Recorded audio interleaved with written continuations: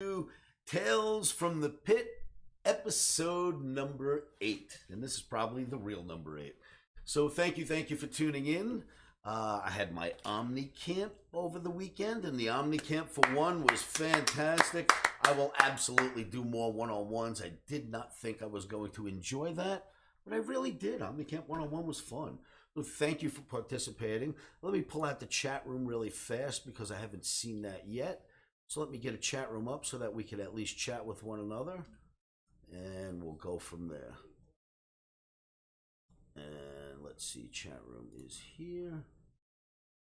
Pop out. Thank you very much. I might have to adjust the camera now for this chat room. We'll see. I'll put my in caps, and I will zoom on this a little bit so it looks bigger, the writing anyway. Oops, not zooming in. All right, so what does that look like? The chat room's sort of behind the camera. So we'll see if we can do something about that. We'll move the camera over a little bit. There you go, there's room for both. All right, I think we'll be okay with that. All right, traders, so welcome, and we're all set up and ready to go. And if you have questions or, you want to chat a little bit, we've got the open chat room. So I don't know that I'm ready to actually start wearing this yet. I wasn't like entrenched in Oscar at this point in my life on the on the trading floor. I had just started. I was a brand new 18-year-old baby. So let me get the jacket off. All right, let's get rid of that. We'll go back to some tales before the jacket mattered. And the jacket will certainly make it back on before this session, before these sessions are over. All right, so if I remember where we left off, I was telling you guys about how I had just made it to the trading floor. Was a kid learning the ropes, and some of the traders up there would ask me to do crazy tasks, like bring pizzas up. Remember I told you that whole story in the last episode about sneaking pizzas on the floor and 500 hot dogs? There was another time as well when I first started on the trading floor, and you got to picture the floor. It's full of young, energetic kids that all made new money. You know what I mean? None of it's blue blood money. It's all new money. So it's exciting, and no one knows what to do with it. So you go out and you buy shit because that's what you do with it. So it's a bunch of guys like that. We're having a blast. So I'm just learning the ropes. And one of the things that one of the times I was asked to do something, I won't mention his name, but a friend of a broker on the exchange said, "Hey, you can get things done, right? You've got those pizzas in. We saw you. You got the hot dogs in. You went and got that clock. I mean, anyone who can do that could do anything, right? Do you think you can go down to motor vehicles, pay off my tickets, pretend to be me, and get my license for me?" What the hell, why not? I'll try anything. So I go down to motor vehicles, and it's in Manhattan. I leave the exchange. He gives me a couple $1,000. I go down to motor vehicles. I'm waiting at the window. This is back in the day when there's no cameras or any of that stuff, right? There's guards, security guards with walkie-talkies. So I'm waiting at the window to pay the clerk, waiting at the window. They finally get to me. "Hi, what's your name?" So I give them the fake name, which is my buddy's name. It's not my real name. And they go, "Oh, hold on." They look me up, and they go, "Oh, would you just wait one moment? I need to speak to someone." And two guards come out, start coming towards me. I swear to God. And I look at both guards, and I'm like, "Oh, no, they're for me." And I run out of the place. I just bolt out of motor vehicles. Well, it turns out this knucklehead owes like 10 grand in tickets. He's a scafflaw. And there I am walking in, Mr. Scafflaw. "Here I am, arrest me." So I thought I was going to jail. I get out of there. I go back. I tell him about it. I know you're laughing if you're watching this, my buddy. You know who you are. I tell him about it, and he gives me like 10 grand. He goes, "Come on, go back down, pay my tickets, take my test for me." So about I think 3 or 4 days later, I go back down there with a bag full of money, hand it in, pay all his tickets, and I took his permit test. But I have to say, I'm not 100% sure if I went through and took his road test as well or not. I certainly got his permit form with my stupid picture on it, but because we kind of looked alike. But I think, no, actually back then permits had no pictures on them. That's how we got away with it. Permits had no pictures. So I was able to go there and pretend to be him. They gave me the permit. I handed it to him. I think I may have actually went and taken his road test for him as well. I'm not sure. But a lot of these stories, especially the first couple of years on the trading floor, I don't know that I can remember every detail. So I thought I'd start bringing Lisa in to see if she could help me with some memories. Because Lisa's my wife, my darling wife now, was my girlfriend since I'm, 18-year-old kid when I started on the floor. She's been with me for every aspect and every avenue I went down and every insane roller coaster ride I've ever taken in this crazy business. Lisa's been by my side and can absolutely remember these stories probably better than me. So, Lisa, why don't you come in? Maybe you could help me reminisce some fun stories. If you guys don't know her, is my beautiful wife, Lisa. Hi, baby. Hi, honey. Been hanging out with her since I'm an 18-year-old kid. And don't sweat that. That market's going to close. Greens are closed. Speaking of which, if there is one thing I'll mention about when it comes to trading, thank you, Omni. It literally... I don't know if you can see it in the background. I'd have to make this camera really little. Well, you know what? Let's see if I can. No, I can't move it over. In the background are quotes. And you know what? Maybe I can make that camera little for just a moment. I don't know if you can see the YM quote back there. But the YM's low of the day is 33,635, and that is where Omni put us in this morning. We bought at the low of the day, went up over 200 points. And Omni got us out. Thank you, Omni. Love you, baby. But Omni didn't get invented yet, right? We're still doing Tales from the Pit. Omni got invented down on the trading floor by me, but we're not anywhere near that, that era. We're still young kids trying to figure out if we even want to go to work each day or not, right? Yes. We didn't want to go to work every day. We used to try to cut out as much as we could. You got to remember, you don't know what you want to do with your life, right? You either go to college or you go to work. You come out of high school, you got to make a choice, but you don't know what you want to do. So we're two kids, we go up to the trading floor. We don't know if we want to do this. We don't even know what it is. That's the stage we're at this point in our lives. But you got to go to work. Your parents are like, you got out of school, got to go to work. That's the way life is. Well, wait. I think when we came out of school, 18 was the legal age to drink. We were grown-ups. At 18, you were a full-fledged grown-up. And yeah, drinking, driving, everything was legal by 18. Yeah. So at 18, you were a grown up. We weren't children. Which is when I learned, as quickly as I could, to not do any of the stuff I learned in the hood once I turned 18. Right. Because I watched the movie Short Eyes once. Go out and watch this. If you've got a teenage kid that's a little bit of trouble and you don't know if he's going to get himself in enough trouble to end up in jail, you make him watch a movie called Short Eyes. SHORTEYES, Short Eyes. About some nice little white boy that decides to do something bad to a little girl and gets sent to prison. Just watch that movie. It scared me straight. I swear to God. After watching that movie, I gave all my paraphernalia to one of my friends, and I was like, that is it. I am not going to jail. I would have done anything till I hit 18. Not worried about it. Once I hit 18 and I knew it's not reform school anymore. It's prison. Boy, did I straighten out my act. Because that movie, I made about 6 of my friends watch that movie, and I swear all of us became nerds after that. We all went, okay, I think I'd rather be a nerd than go to jail and put up with that. So, all right, so just to read something in the trading room, Jay Reardon says, great call last night, Oscar. Did the Omni call for the dip in Russell and the buy in the ES2? Well, very cool, man. We concentrated on the YM, Jay Reardon, but all 3 of them were bullish today. Got to watch that Nazi a little bit because it's going to whip around, but Viva la Omni. We'll just keep following the Omni. All right, so here we are. I'm 18 and a half. I've already done all this crazy stuff on the trading floor. And I start running orders, as I mentioned, maybe in an episode or 2 back.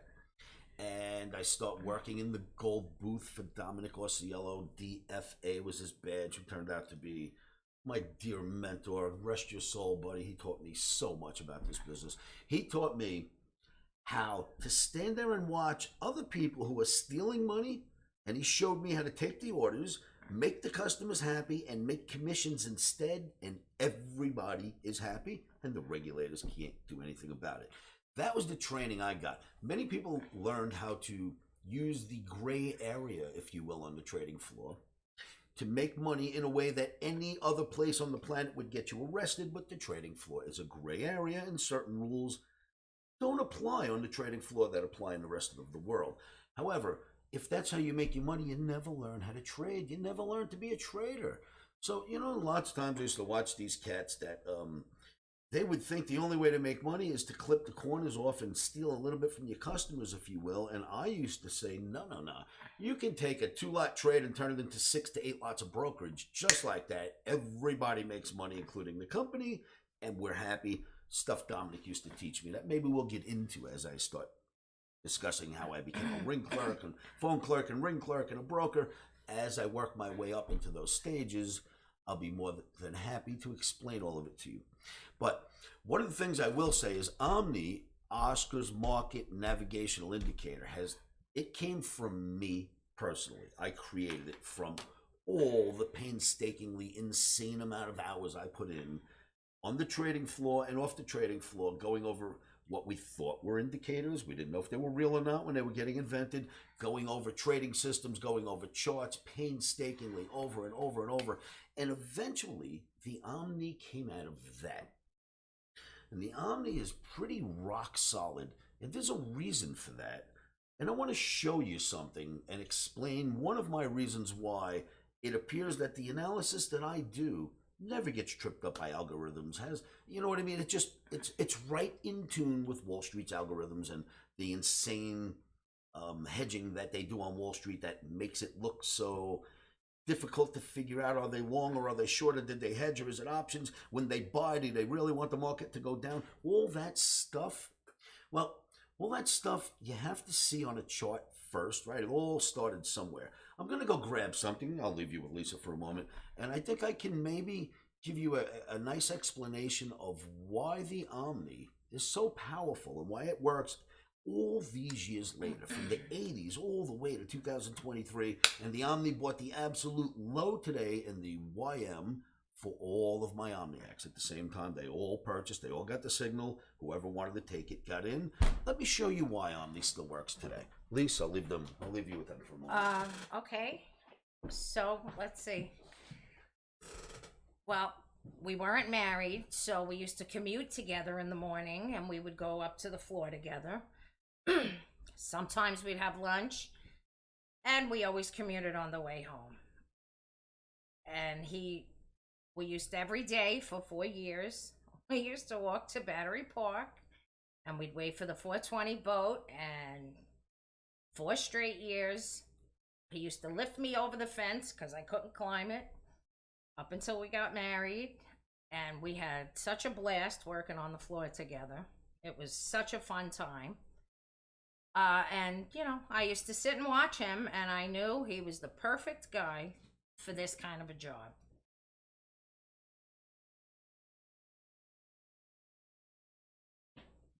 All right, what do we have? Okay, so shorts. The name of my indicator, Omni. It's called the Omni. OMNI. It stands for Oscars Market Navigational. I'm not looking. I can't see what I'm spelling. Navigator. Indicator. Navigational navigator. All right, so it's Oscar's Market Navigational Indicator, the Omni. So, does anybody know how many bars of music there are in the world? There's lots of songs, lots and lots of songs, right? And lots of music notes. But do you know how many bars of music there actually are? Anybody, quickly? Don't have to AI this one on me. All right, so no musicians listening in. There are 12 bars of music. Oh, I was right. I just said 12. There are 12 bars of music. So if we went today, went to the gravesite in Europe, woke up Mozart. Mozart, get up, wake him up, knock the dust off him. Get up, buddy. Come on, gotta show you something. Mozart was there when the music notes were written, right? There's the guy writing stuff and writing the music notes. So the masters back then, the classical masters, were there when the music notes were written. Now, if I woke up Mozart today, brought him to a techno club and said, listen, buddy, you were here when they wrote the music notes, right? I want you to listen to this music in this club. You tell me what it is.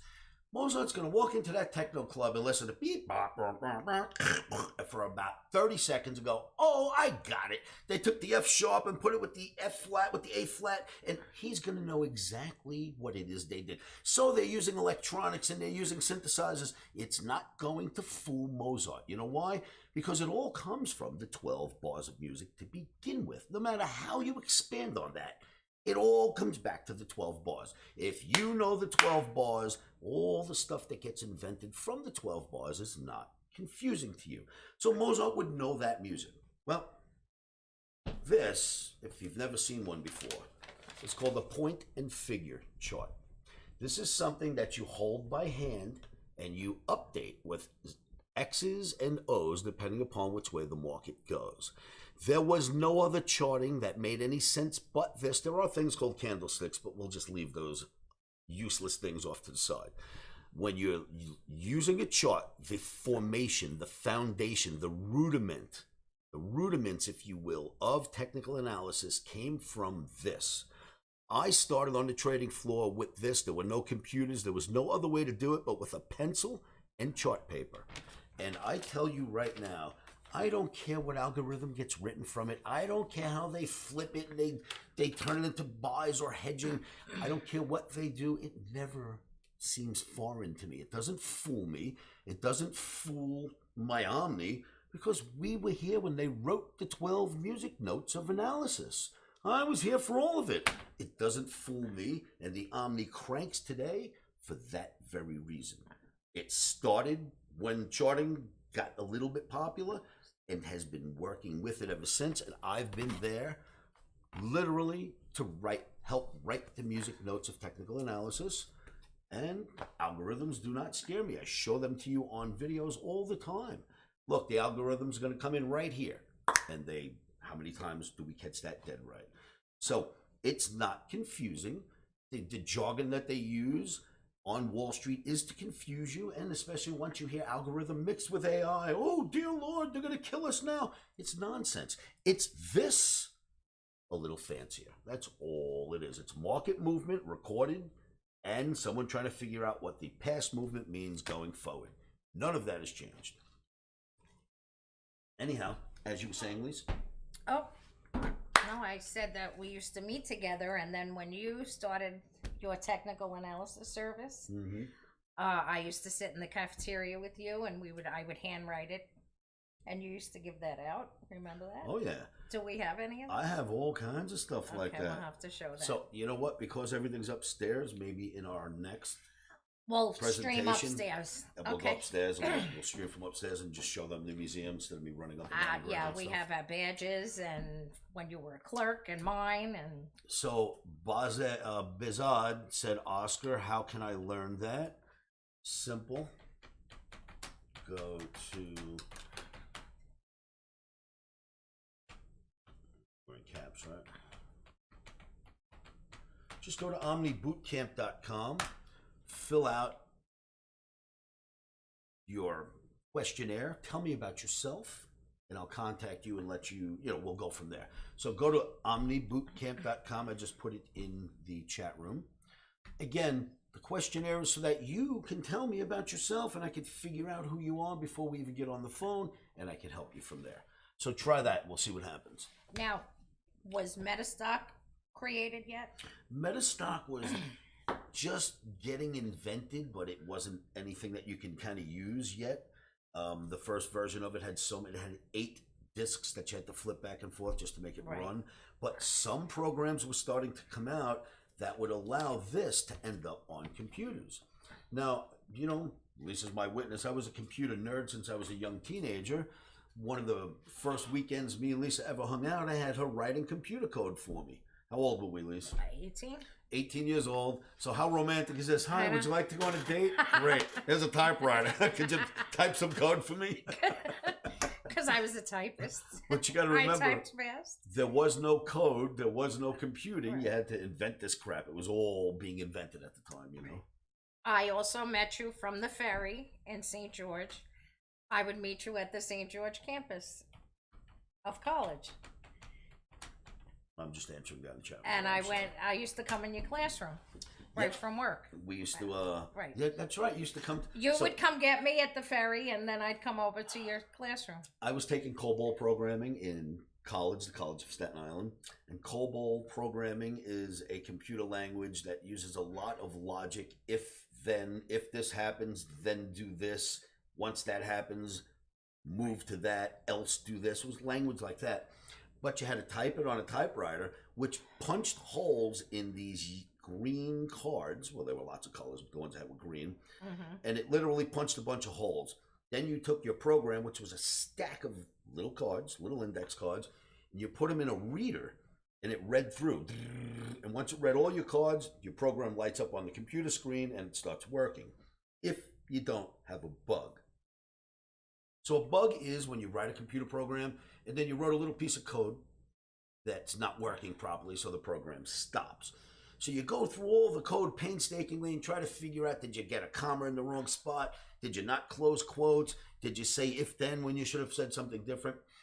And one of my programs, I'm racking my brains out trying to debug this. I can't find the bug. And finally, we realize it's not a bug at all. These cards, if they have a little bend on the corner, like if if the card is bent on the corner just a little bit like this, it won't read. So it goes through the card reader. It doesn't read your card. It tells you that you have an error, and you got to debug a program that doesn't need debugging. That's how chaotic it was when I started. Excuse me. So from there, I had to type all this stuff in, and I am still the same two-finger typist today that I was back then. I type with 2 fingers. Dun, dun, dun, dun. Sometimes 3, but mostly 2. I know. And for me to type a program, I would have still been in college right now, finishing my first program. Thank God for Lisa. Still typing.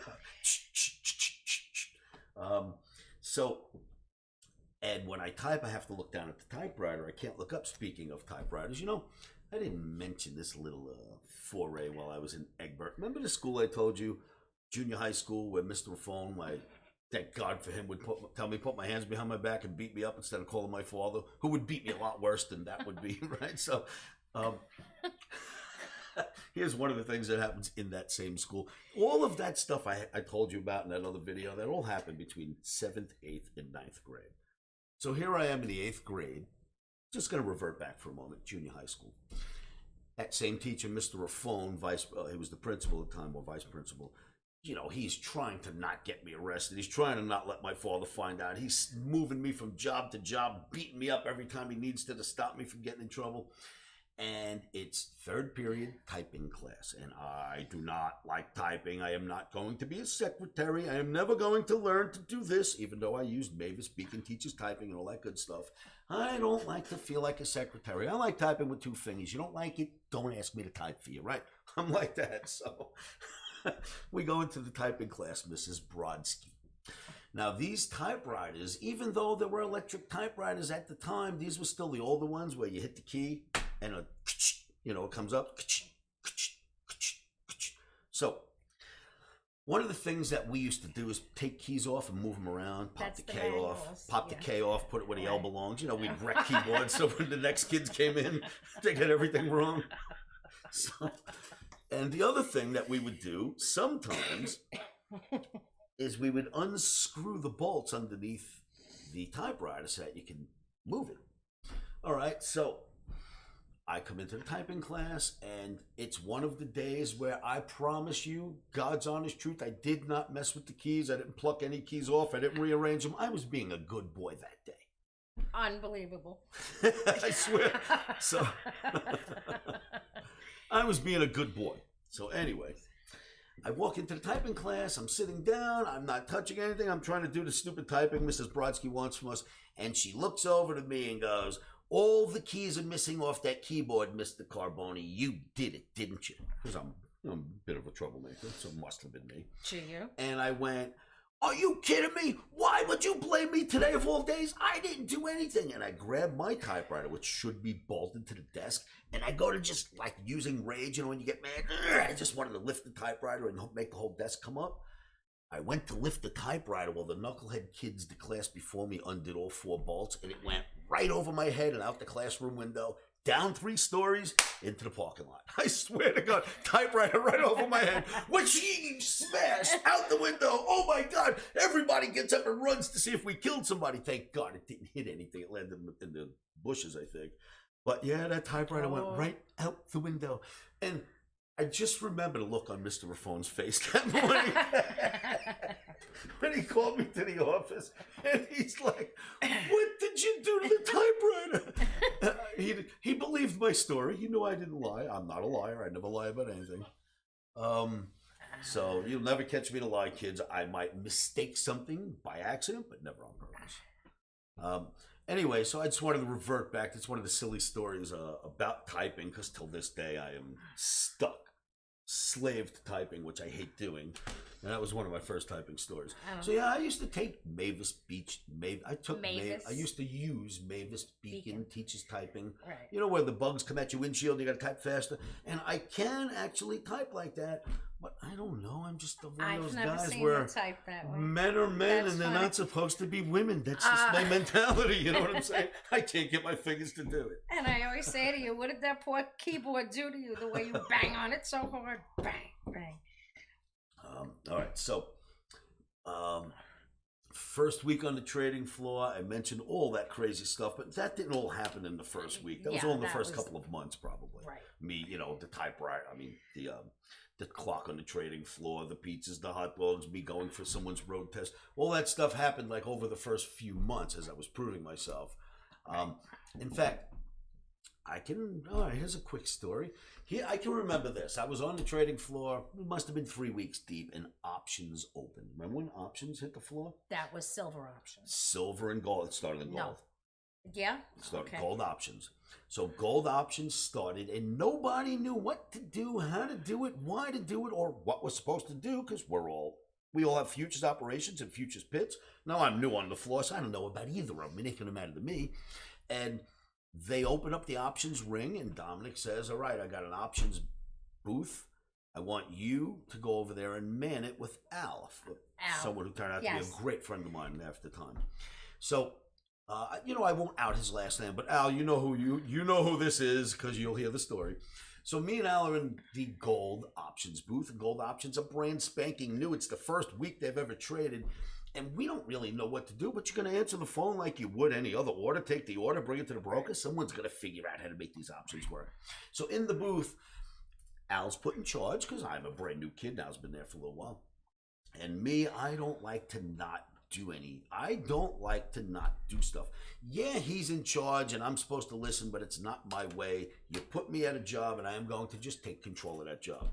So Al is with me and we're kind of getting along. He's trying to teach me the ropes on the first day.